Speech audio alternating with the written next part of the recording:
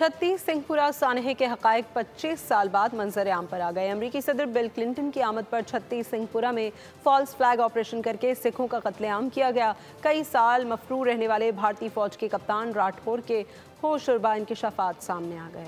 मक्कार भारत के false flag operations की तवील दास्तान। असली दुश्मन ने पाकिस्तान के खिलाफ एक के बाद एक घिनौना खेल रचाया। छत्तीस सिंहपुरा में अपने ही शहरियों के खून की होली खेली गई। सानहे के हकायक 25 साल बाद मंजर आम पर आ गए।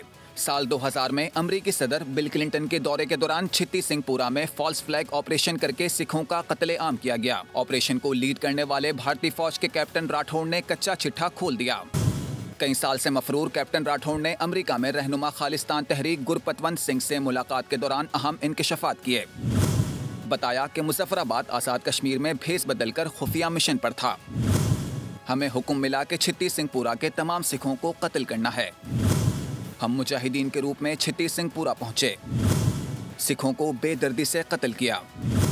मजीद बताया कि भारतीय हुकूमत ने सबूत मिटाने के लिए फायरिंग स्क्वाड के तमाम एहलकारों को बारी बारी कत्ल कर दिया। कैप्टन राठौर के मुताबिक वो पहले यूरोप गया, वहां से जान बचाकर अमेरिका पहुंचा।